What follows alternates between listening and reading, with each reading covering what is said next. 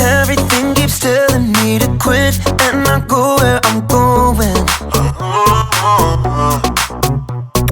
But I'm never ever gonna stop, and there's no signs of slowing. Ooh, now moving backward. Ooh, I'm moving forward. 'Cause you give me the power to never give up. You give me your power when it's more than enough. I made my decision, quitting's not an option. No matter how hard it gets, I know I'm in, 'cause you give me the power.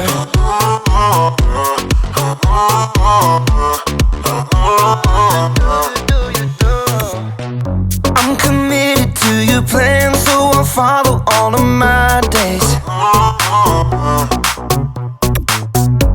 Every day you give me strength to follow after your way.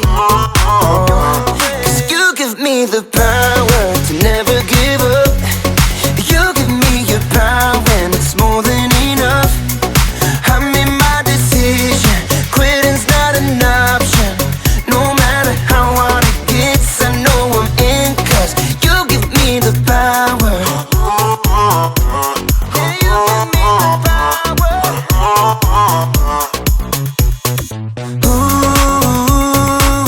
Ooh, now moving backward. Ooh, I'm moving forward.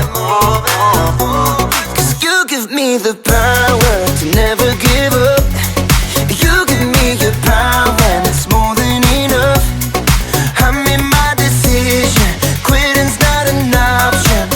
No matter how hard it gets, I know I'm in, 'cause you give me the power. Yeah, God gives me the power. You give me the power.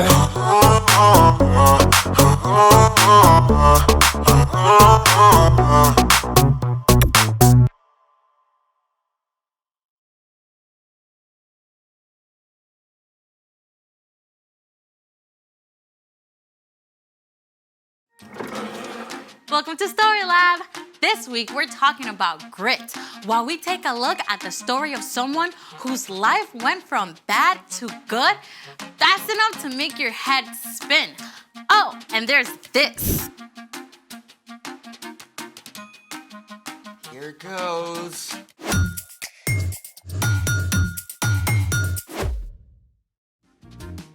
Hey, I'm Amaya, And I'm Zeke. and we're talking about grit, which is refusing to give up when life gets hard. What's under the plates? I don't know, actually. How do you not know? Well, today's story includes a mysterious dream with food. So, mystery food challenge. Oh, this is great. Those plates could be filled with all sorts of awesome, weird flavored gummies.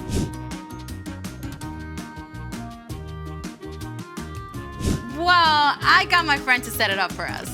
You know what? Why don't you do the honors?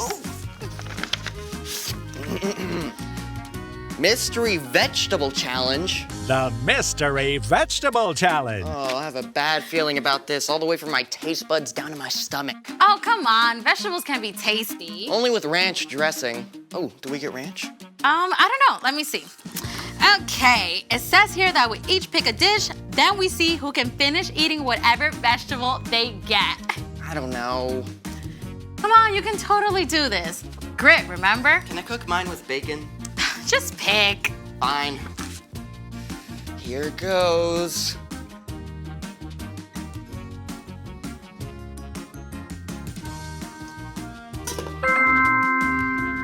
Ooh, that's a lot of carrots. Yeah, I'm definitely gonna beat you. You don't even know what your veggie is yet. Yeah, but I like vegetables. They're good for you. Just pick. All right.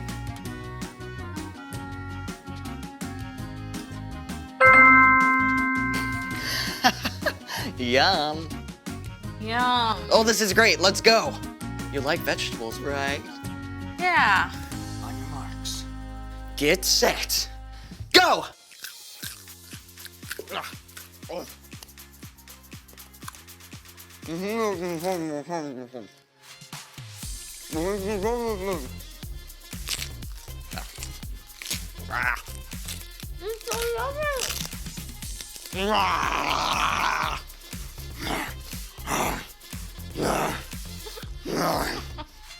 I'm gonna beat you. Oh, I won! I'm the pet master. And I think it's time for... The story before the story. Today, we're in the very first book of the Old Testament, Genesis. God created the whole amazing world, but people turned away and broke their relationship with God. Still, God had a plan. God called Abraham and Sarah and promised to bless the whole world through their family line. One of Abraham's great-grandkids, Joseph, was sold into slavery in Egypt by his own brothers and then thrown in prison even though he done nothing wrong. But even there, God was with him, and Joseph didn't give up. That's where our story starts. Take it away, Brian. Hey everyone! Well, we are at the bottom of the roller coaster in Joseph's life. Let's find out if it gets any better. During his time in prison, Joseph had interpreted the dream of Pharaoh's drink taster and asked the man to put in a good word for him. You remember? But the drink taster forgot until 2 years later when Pharaoh called his advisors together. I had 2 dreams last night. Who can tell me what they mean? No one could help Pharaoh until the drink taster, finally remembered Joseph. Pharaoh called for Joseph at once. Now, it must have been a serious shock to be pulled out of prison after so many years and marched straight into the palace. I've heard you can tell what dreams mean. Oh, I can't do it. But God will give the answer.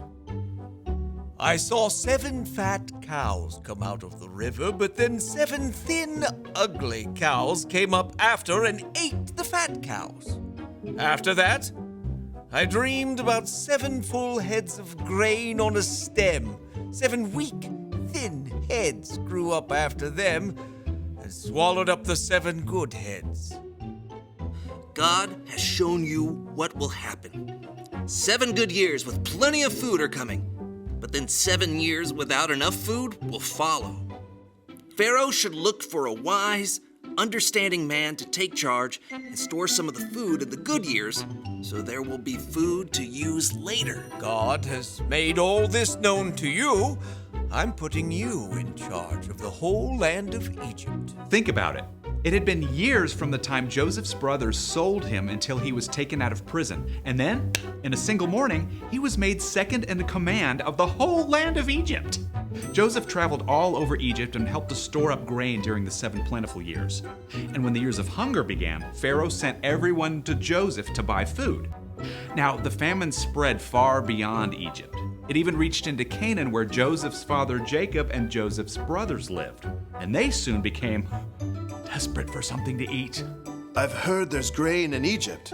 Go buy some for us so we won't die. Jacob would not let his youngest son, Benjamin, go. But the older 10 brothers made the long journey to Egypt and came before Joseph. Joseph's brothers bowed down to him, just as Joseph had dreamed about so long before. We've come to buy grain. We're hungry. Joseph recognized them, but they did not know who he was, so Joseph decided to test them. You're spies! No, we were 12 brothers, sons of one man in the land of Canaan. Our youngest brother is now with our father, and one brother is gone. Joseph continued to test his brothers. He ordered them to leave Simeon behind, return home, and come back with Benjamin as proof of their innocence. Joseph had their sacks filled with grain and sent them away. Along the way, the brothers discovered that their money had been returned. When they arrived home, they showed Jacob the grain and told him everything that had happened. We have to take Benjamin back with us. Joseph is gone. Simeon is gone. I won't let you take Benjamin. At first, Jacob refused to let Benjamin go, but soon, all the grain brought from Egypt was gone. Go back. Buy us a little more food. The man warned us we can't return without Benjamin. I promise to keep him safe. All right, but take gifts along. Take twice the money. May God cause this man to show you mercy. Once again, the brothers made the long trek to Egypt, this time with Benjamin. When they arrived, Joseph ordered that the brothers be taken to his own house, where a special meal was prepared. Is your father still living? He is alive and well. When Joseph heard that his father was still alive and saw his younger brother Benjamin, he was so moved, he left the room and wept. Then a short time later, at last, Joseph told his brothers who he was. I am your brother Joseph, the one you sold into Egypt. But don't be angry with yourselves. God sent me ahead of you to save many lives. Then Joseph hugged his brothers and wept. He forgave them. He told them to return to Canaan and bring Jacob and the rest of the families to live in Egypt where they would have enough food, and that's exactly what happened. Joseph's entire family packed up and traveled to Egypt. Joseph finally saw his father Jacob again. The whole family settled in a place called Goshen and had enough to eat through the rest of the famine.